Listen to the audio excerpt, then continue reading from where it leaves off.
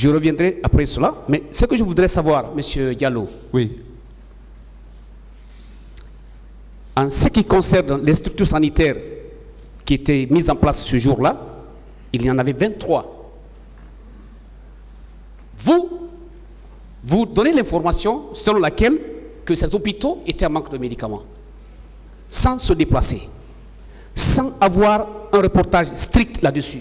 Non, maître, vous savez, il y a un auteur français qui dit je ne sais pas l'art. Je voudrais terminer, s'il vous plaît. D'être clair pour celui qui ne veut pas entendre, pour celui qui ne veut pas écouter. Je vous ai dit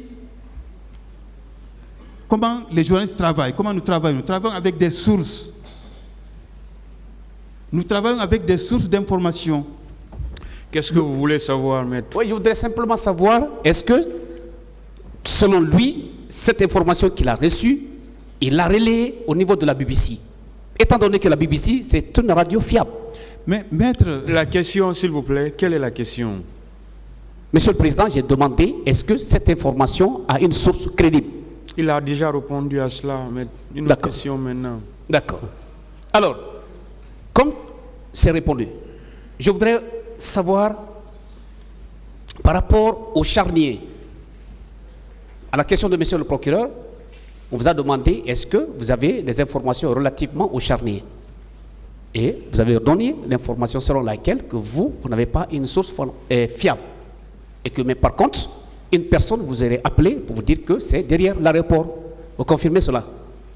Non, je n'ai pas dit une personne. Des personnes m'ont appelé, puisque j'étais déjà dans la clandestinité et que je ne travaillais plus. Mais ceux qui avaient l'habitude d'appeler Amadou pour dire qu'ils sont victimes de ceci et de cela, ils m'ont appelé. Ils ont continué d'appeler pour dire qu'ils n'ont pas vu leurs parents, qu'ils n'ont pas vu leur papa, qu'ils n'ont pas vu leur maman, ainsi de suite. En parlant des disparus, en parlant des charniers, c'est la même chose. Là aussi, j'ai reçu des appels de personnes qui disent avoir vu des camions militaires se diriger vers l'aéroport et que ces camions militaires transportaient des corps. Oui. Ça, je le confirme. Vous confirmez? Oui. D'accord. Et cette information, vous l'avez renvoyée à qui de droit au niveau de la BBC? Puisque votre objectif principal sur cet événement-là, c'était de donner des informations à la radio. Mais je vous ai dit, maître, à partir du mardi 29 septembre, je n'ai pas travaillé. Ah, d'accord. À partir du mardi 29 septembre, je n'ai pas travaillé. J'ai quitté ma maison précipitamment la nuit, tard la nuit, le mardi 29 septembre. Je n'ai plus travaillé jusqu'à ce que je quitte Conakry, la famille et moi.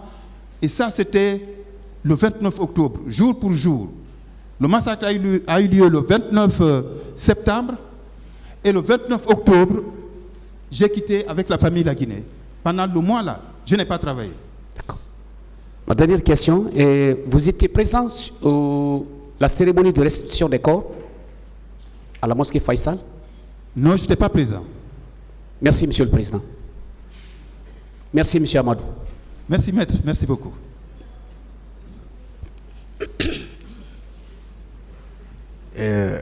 Bonjour, Monsieur Diallo. Bonjour, maître.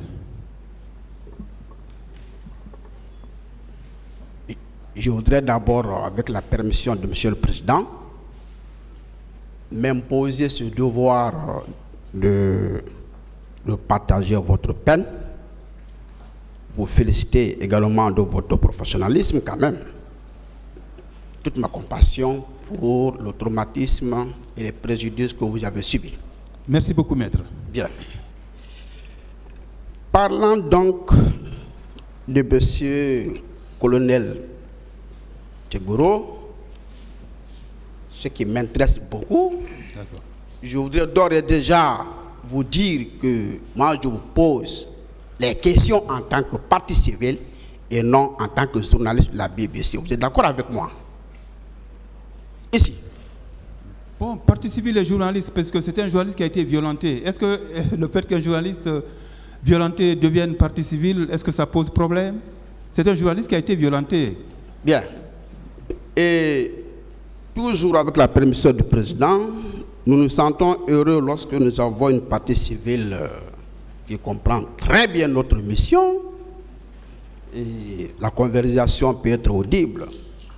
Dans ce cas, vous avez dit qu'en s'adressant à un petit groupe de jeunes, si je reste fidèle à votre récit, colonel Teguro a fait un geste. Il a remué sa tête. N'est-ce pas? Oui, je le confirme. Bien.